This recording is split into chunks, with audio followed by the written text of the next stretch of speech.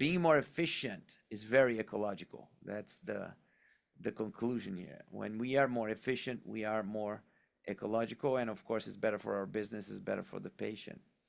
But it's something that we should at least talk to the team, right?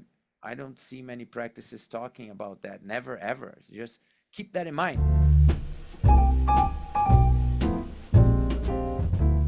And 3, 2, 1, and we are back with Coffee Break with Coachman. Today, a very important topic: how to care and how to thrive through sustainability, with my dear friend Markus Tröltzsch, one of the pioneers on bringing this topic into dentistry through his project, Greenviu. Very briefly, Markus is an amazing, successful surgeon dentist, very successful practice, very busy practice.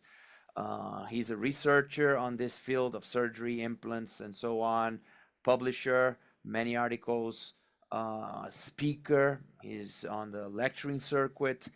But today, I think we need to take advantage of his precious time to talk about something else that he also started that I think it's just beautiful. It's a project called Greenviu, how to bring sustainability to dentistry, how to help dentists become more environment friendly, how to at least increase our awareness in this topic.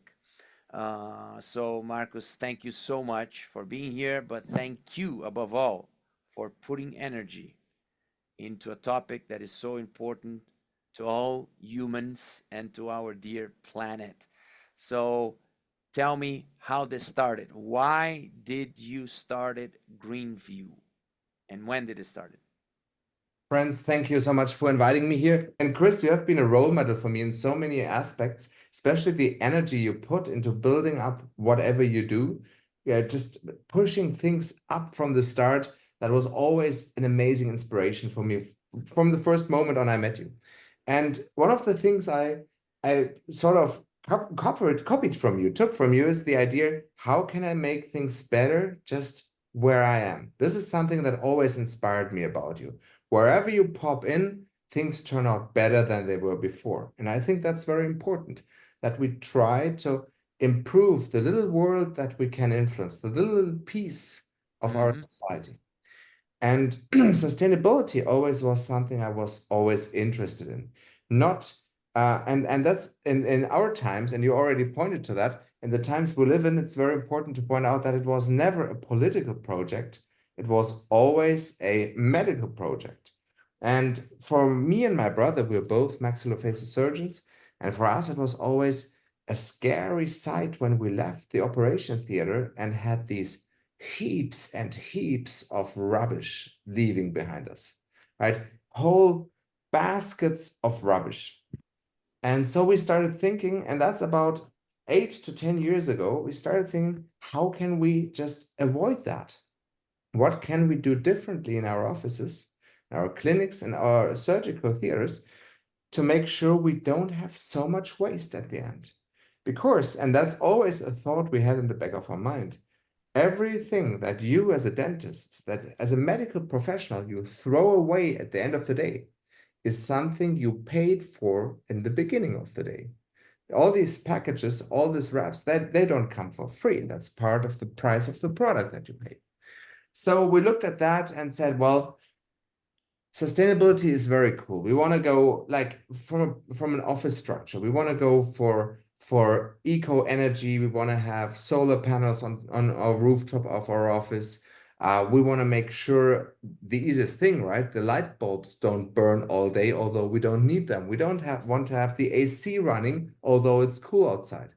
Stuff like this. And we started the project in our own office like pretty much 8 years ago, and we gave up after half a year because we saw that all this change management that's necessary to turn a just working force that's already highly professional and highly efficient, to train them new tricks is really, really, really difficult.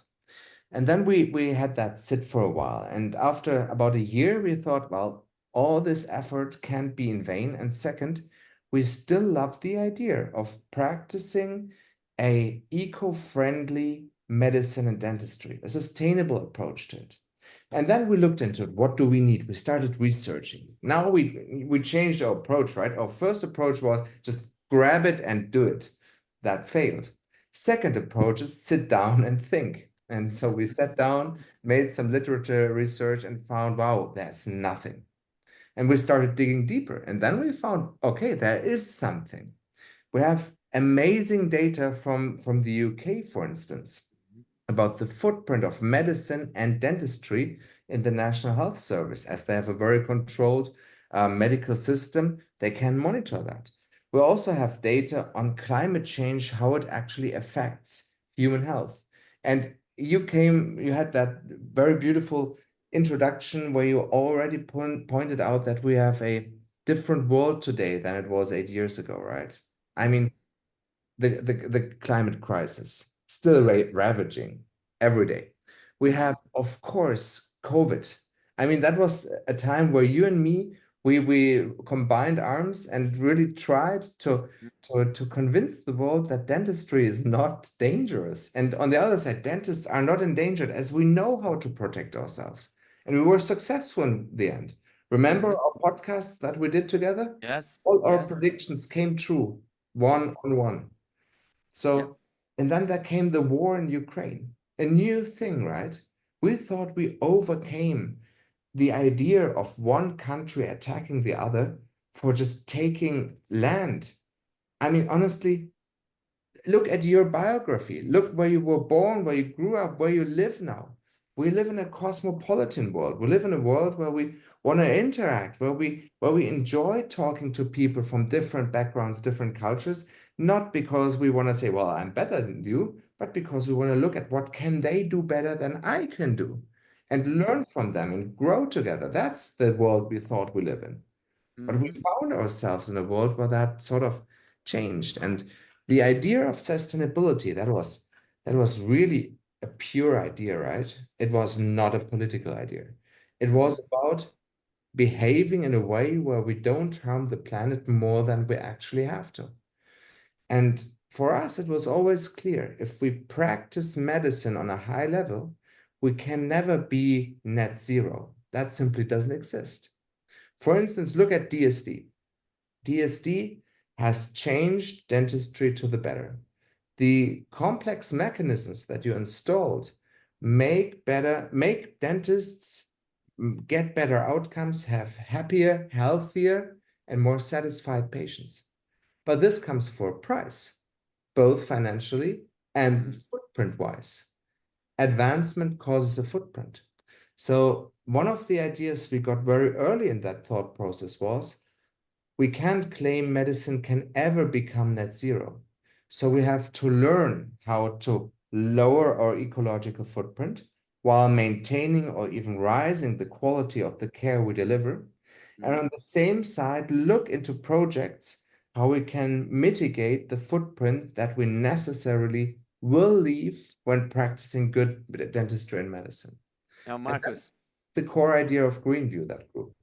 so let's start with some of the information that you usually share on your lectures about this topic of the harm, the footprint Right. that we leave as professionals, because I think that many dentists never even thought about it. As I did before the time where we started focusing it, right? And you said something very important thing, the word harm. Now, it's so interesting to see what you said in the beginning. Some political areas in our society start completely neglecting that there is a change in climate. And Greenviu, from the research that we did, always came to one conclusion. There is climate change for sure. There's no point in disagreeing with that as we have literal proof, both in data, but also in facts that don't derive from human data. And I think that's a very interesting thought. Hmm. All the data that we can have can be manipulated. And we see that. And for those people saying, well, there is nothing like climate change, they have a point. You know why? German television. If you look into the weather forecast, 10 to 15 years ago, temperatures like 30, 35 degrees would get a bright red color on that weather chart, right? Today, these red colors are used for temperatures on 25 and up already. So it's signaling more alertness, although we use them for lower temperatures. And people recognize that, of course. You can look that up in the internet. You can see that there's some misleading thing happening. But if we look into the other side, and here comes the point with harm, and harm is one of the best things to prove that there's actually climate change happening. Borreliosis, Lyme's disease, one of the most frightening diseases actually vectors can convey to human beings, also very important in dentistry. We can see the spread of Lyme disease, which is transmitted by ticks, by a certain kind of ticks, is coming north. And you can actually see from the patients suffering from that disease where they live, how ticks actually start moving north, where the temperatures start rising in average over the year. North America is one of the best researched fields for that. And there was data from 2005 that predicted that Lyme disease will reach the Canadian border in the year 2080. Actually, the data showed that it reached the Canadian border in the year 2017. So climate change was a little bit quicker on that, right? Allowing the ticks to survive longer. And we have many vectors like this. For instance, bugs that came from Africa that start living in Italy, in Spain, and southern Germany that transmit malaria. These diseases have never been in these areas before, but climate change allows that.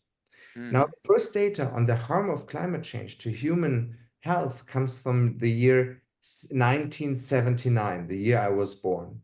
Here, the first data was published in Nature that actually the change of climate, the rising of temperatures, together with the effects it has on the atmosphere, and I'm not talking stratosphere, I'm talking atmosphere, where the room you sit in right now, that atmosphere, how that actually alters human heart diseases, the development of diabetes, the development of allergies and asthma. And this data is really strong. We know today that people living in areas that are hit severely by climate change have an absolutely staggering risk on running into these diseases, a lot more than 20 years ago in the same areas. And now we're just talking heart diseases. We're not talking like the soft factors around that, like the loss of soil, the change of the sea levels that forces people to move away from the areas that they could grow crops properly, where they have now to live in areas where they have less food to live on. So the whole ecosystem is coming out of balance in a very quick way. Yeah. And our data is not clear how big the human impact on that is. We simply don't know. We know there is an influence. We definitely can say that. But we also know climate change existed way before humans started emitting carbon dioxides. The difference to former climate change periods is the speed in what it happens. All living creatures can adapt to slow changes. All living creatures have an issue with very quick changes in their surroundings. And we know one of these arguments against climate change is, well, how can it be that there's climate change only today when we find Roman ruins under the glaciers of the Alps? Well, truth is, there have been times in our Earth that have been much warmer than today. But we can show by radiocarbonic methods that the time it took for Earth to warm up was like 10 times at least the time frame that we have today. So it's the speed in what the climate change happens that makes it frightening and also extremely dangerous for us. Yeah. And don't get me wrong here. Also, the opposite is dangerous. The cooling off of the planet in the same speed would actually be a huge hazard to crops, to agriculture on Earth.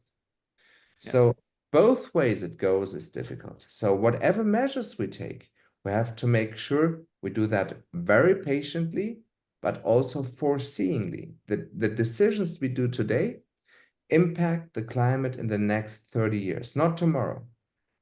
And that's something that some people have a hard time to understand. If today you don't switch on the light bulb, doesn't mean tomorrow is cooler, not at all. Yeah. Hey, Christian, Go can I ahead. ask a question here? Yes. So, Markus, I love this. You're giving light to something I think we all feel, whether it be anecdotally or subjectively.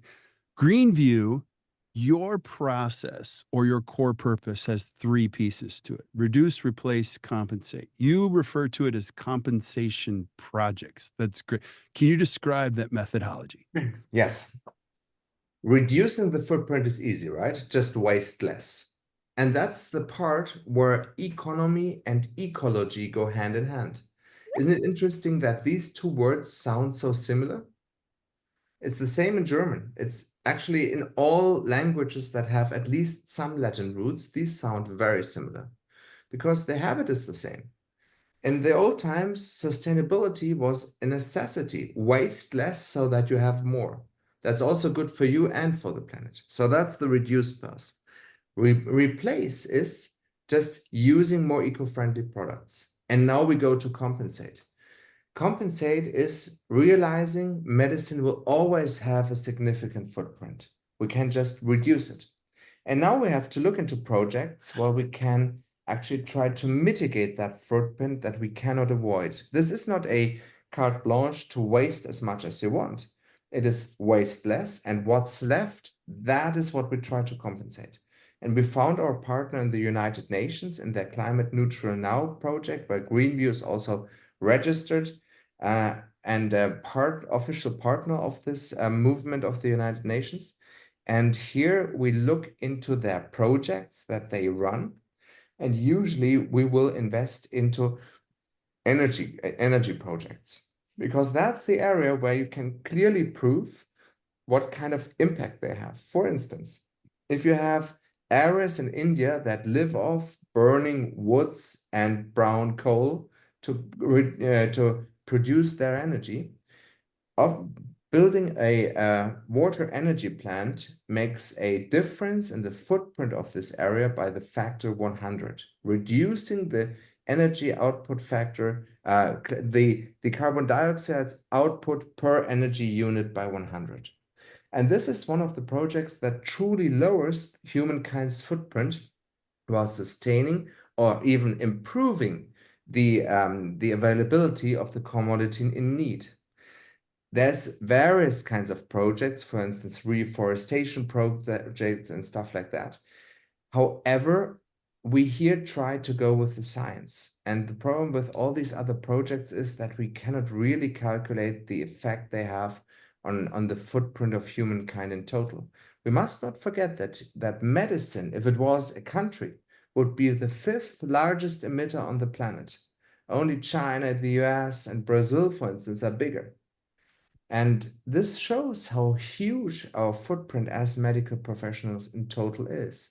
So when we aim for reducing our footprint, finding good partners is essential, as there's a lot of partners out there that offer their deeds, which are probably not the very best in the outcome. We have to be very careful. And for us, it was clear to work with the United Nations directly.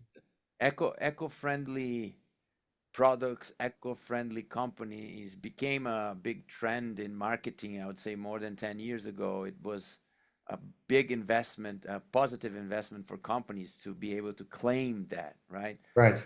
But as you know, not always is true, right? So how do you see dental companies caring about it or are trying to develop solutions that help us all to be more eco-friendly?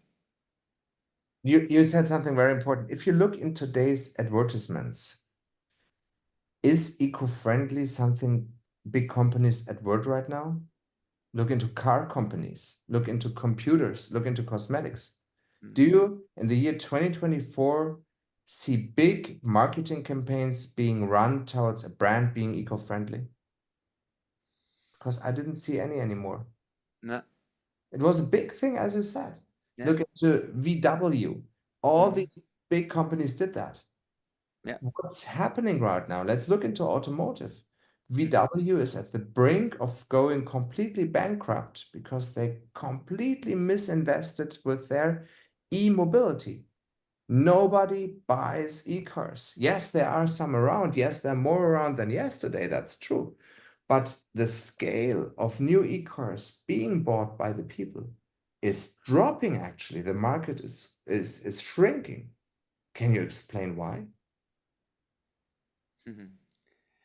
Maybe it's related to what I said before going live, right? So, what I mentioned was that when we started to talk about this, and I started to learn from Markus about this topic, around 7, 8 years ago, it was a cool topic. It was a topic that everybody would agree, right?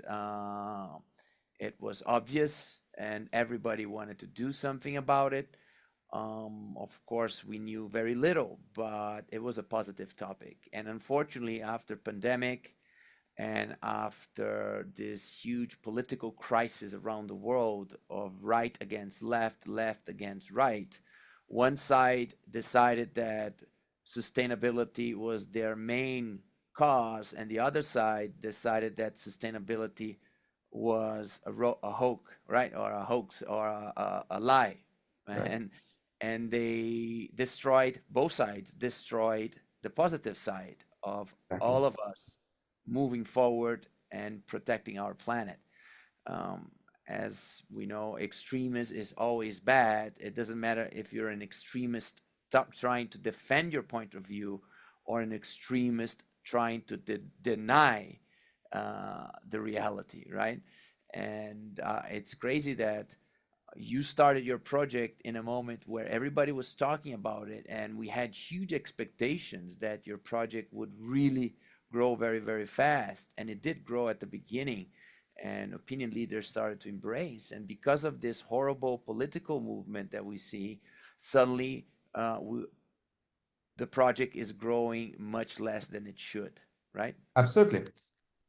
Absolutely. Greenview is off very well. We have a certain growth, but it's not like we can make that we can double our membership every year. Not at all. And the amount of growth, that's something, if you look into business data, right? And you're a lot more professional into this than I am. But if you look into company development, the actually growth of new customers, new members is a very important key factor in assessing the worth of a company, right? How much it's worth. Yeah. And if you would look at this, Greenview would be not worth at all, nothing worth at all, because it's been the speed in which we've been growing has been slowing itself all the way down.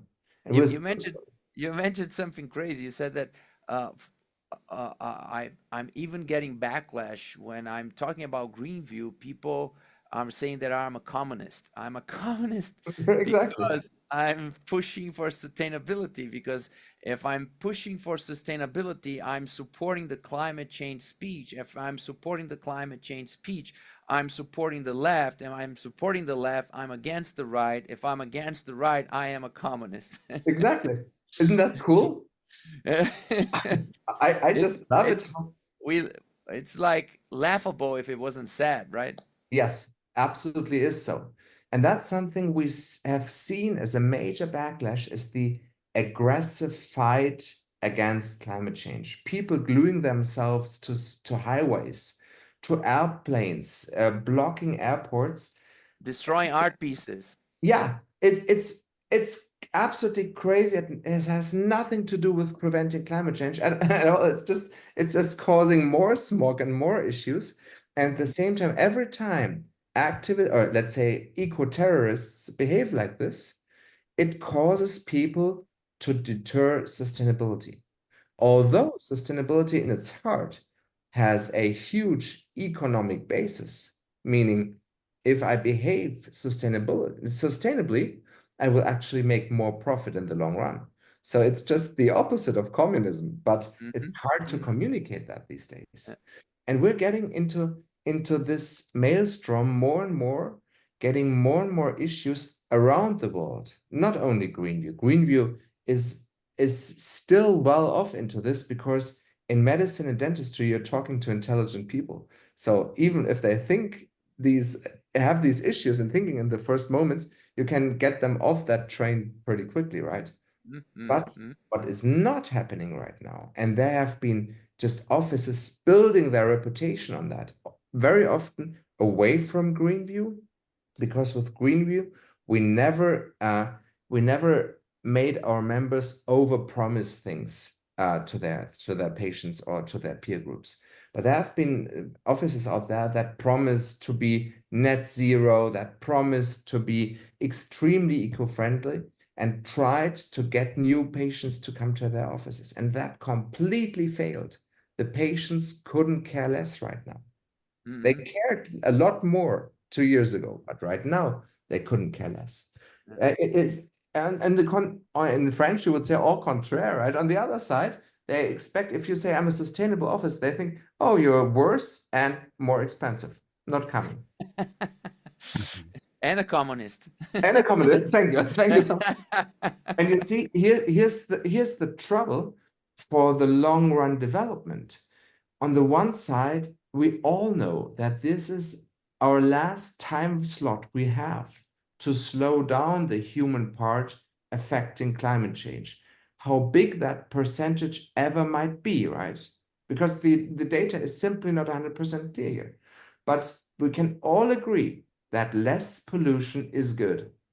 Yeah. Whatever consequences in 100 years that might have, because probably, well, I hope you might live, but I think I might not live long enough to see that effect, right? But it's our duty, especially as medical professionals, to follow our rule, do not harm. That's one of our biggest rules as medical and dental professionals. And that, of course, also includes our environment. Number one, as the environment is a living piece of our world as well. And second, because as we learned in the beginning of this podcast, climate change is a negative effect on many very serious diseases. I hope you're enjoying the podcast, but I want to ask your permission for a little break. I want to introduce you to my 2 new courses. Optimizing Clinical Outcomes with John Coyce and myself, Christian Coachman, and Designing Smiles with me as well.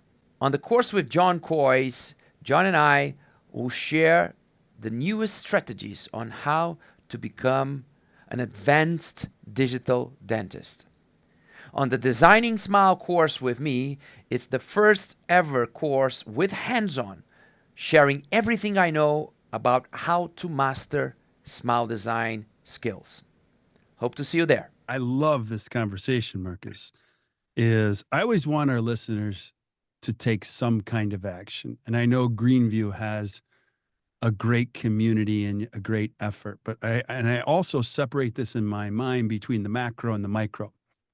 Politically, sometimes for me, I know it's important, but it can be exhausting. So speak to the dentist that might be listening to this.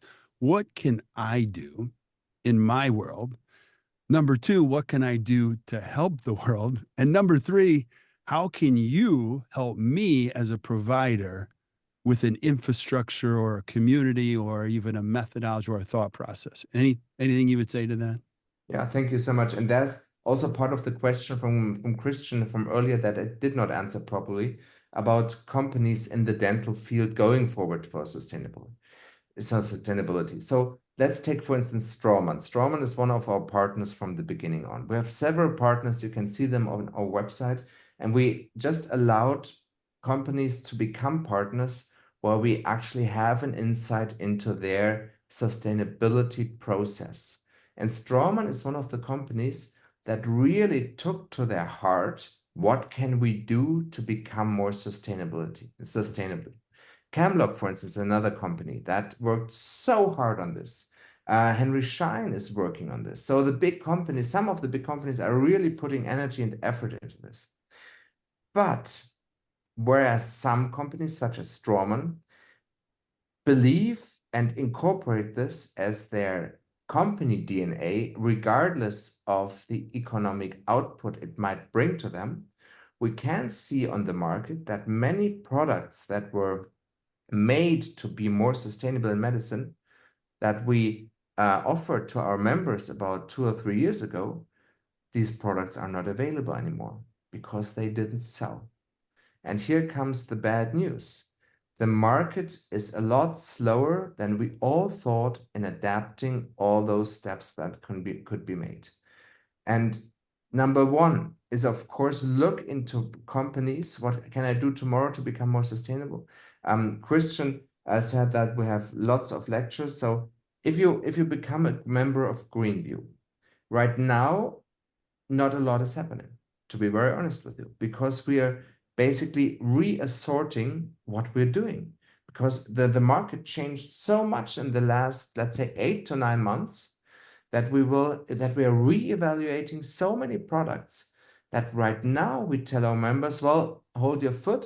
It's going to be about a quarter a year, and then we can come out with new information. So there is a free membership version of Greenviu. Become a friend of Greenviu. It's just registering yourself on the website.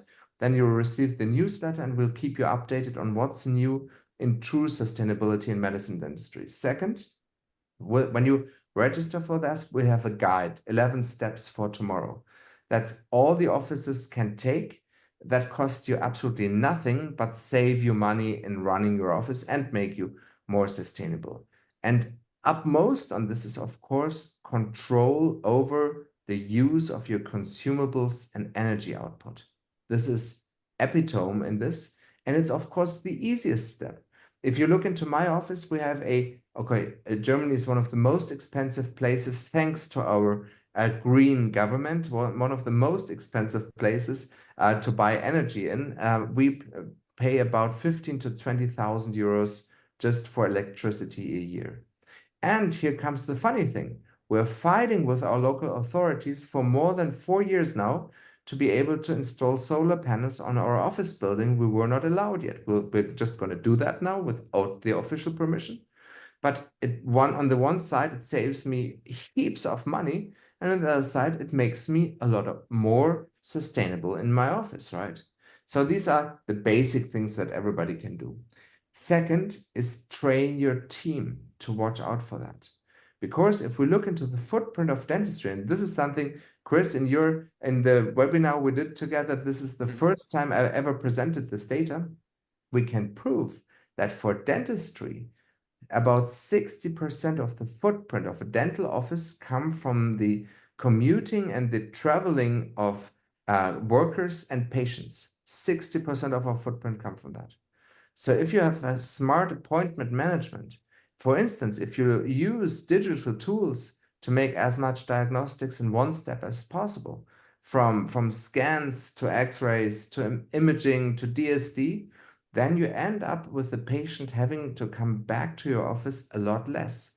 If you need 10 appointments to finish your treatment or 5 appointments to finish your treatment, has the biggest impact on your eco footprint of your office that you can actually alter without changing the quality of the treatment. So these steps are probably the easiest to follow head on. I was surprised when you first mentioned to me this, because of course it brings an extra value to the digital workflow that I was teaching without me thinking at that time about it. Meaning that if you're able to do most of your devices through digital means, you don't have to ship these devices, you don't have to transport these devices, you're sending digital devices and manufacturing them locally. Chairside milling, chairside printing is extremely ecological on that regard, because it allows us to avoid shipping stuff around and moving things with regular transportation. Also becoming more efficient through digital means that you need less appointments. Monitoring the treatments digitally also allows you to treat patients in less time with less useless appointments, right? Using digital to be more precise, to reduce repetition, redoing adjustments back and forth, more appointments as well. So that makes us more effective and more efficient. Being more efficient is very ecological. That's the conclusion here. When we are more efficient, we are more ecological, and of course, it's better for our business, it's better for the patient. But it's something that we should at least talk to the team, right? I don't see many practices talking about that. Never ever. Just keep that in mind. Every time I think about sustainability, I immediately, during the next 1 or 2 hours after I was thinking about it, I see myself doing little things that makes me more eco-friendly, right? Not throwing a piece of paper that can still be reutilized, not wasting plastic for useless things that I would just do it in the past. So just the fact of talking about it is already bringing huge benefit, and I think we should all bring that topic more often among the team.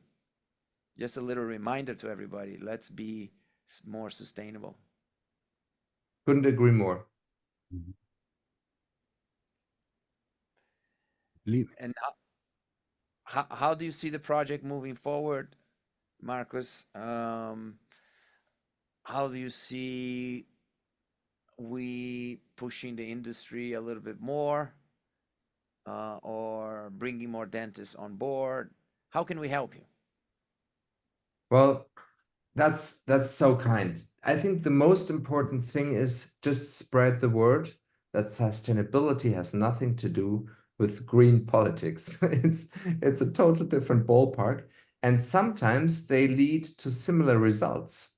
As the idea behind sustainability is, of course, being easier on our environment, at the same time being better business-wise.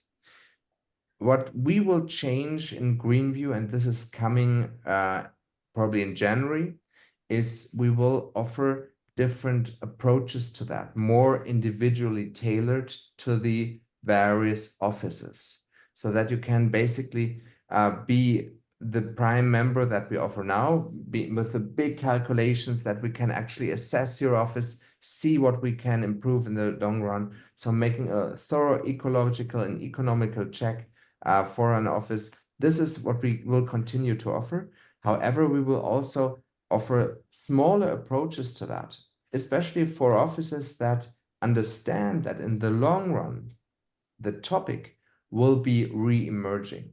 Sustainability rightfully is not just a trend, it's called a mega trend. It's something that whatever dents it might get in the process, or what other trends might be laying over it for a short amount of time, it will be re-emerging. Yes. So, and there's two reasons for that. Number one, every year the climate problem is getting bigger. It's slowly getting bigger, then it's getting bigger. So the amount of denial will shrink, and as humans are, the bigger the catastrophe, the more people will be crying out, why didn't you do anything about that, right? Wherever they themselves have been neglecting it completely. So the offices that have been focusing on sustainability may be a little more quiet than we have been 2 years ago, with some offices being very, very aggressive with that. And we always encourage our members to be a little quiet about it, just be sustainable and let some ads do the talking, but don't overdo it. Maybe this is just the right approach for the situation right now. And then there's a certain contracts that all the governments, well, many governments around the world that are organized in the United Nations, more than 75 governments agreed on these climate protocols. So this means that at the end of next year, end of 2025, in about 18 months, all these signing governments of these treaties will have to implement laws to lower the footprint of their respective societies. And part of this will, of course, be monitoring all kinds of offices and forcing them basically to look into what kind of footprint they have and trying to reduce it. But as governments around the world are working, trying to implement probably new taxes on that. So those offices that can then show a history of reducing their footprint and being able to prove that via a neutral agency like Greenviu will be in a big advantage. So the topic will be reappearing. We will just have the task to to learn from the developments to make Greenviu on the one side more efficient for our members, and the second side be ready for the new developments. Love it. I love it. This has been a great conversation already. And I love, Christian, that you brought Markus, to the forum. And I know a lot of people are going to want to find out more. And if you're listening, we're going to put links down into the show notes. It's Greenviu, GREENVIU.com. And you can check out more. But let's do this. Can we do some final thoughts? Markus, maybe your final thoughts, and then Christian, your final thoughts before we say goodbye to everybody else. Thank you so much. Christian said some very smart things in the beginning. It's about the battle of the politics in the world right now. And I think brilliant minds like Christian, all these opinion leaders that rightfully rose to that position through constant work and constant development. We all know that there is no right and left, good and bad in politics. We know that we have to follow real politics that is something that results in something beneficial for the people. So let's aim into helping our little worlds around us getting better, understanding that ecological thoughts, sustainability have nothing to do with politics, and it's beneficial for all the people in the end of the day. Well said. Christian. From my side, I just want to say that I really hope that we will all just listen to the obvious truth and start trying to find excuses just because it's more comfortable, and understand that it's in our hands to do things, that we cannot blame governments and leaders. It's in our hands, and we need to do our part. And even though it does sound a little cliche, and at the moment it sounds political, it's not cliche, it's not political, it's about our near future. And things are moving fast. And it's very sad to see how many people don't even think about it. I love this conversation for so many reasons. It's been enlightening to understand and know that there's a resource for this. Markus, I'm just going to encourage you to keep giving voice to what you're already doing. And I think we have a responsibility not only to leave the world in a better place, but our profession in a better place. And if you're listening to the podcast, just make sure you reach out to Greenviu, follow a little bit more. We're going to add all of these things to the show notes. Thank you guys for both being here. That was an awesome episode. Really appreciate it.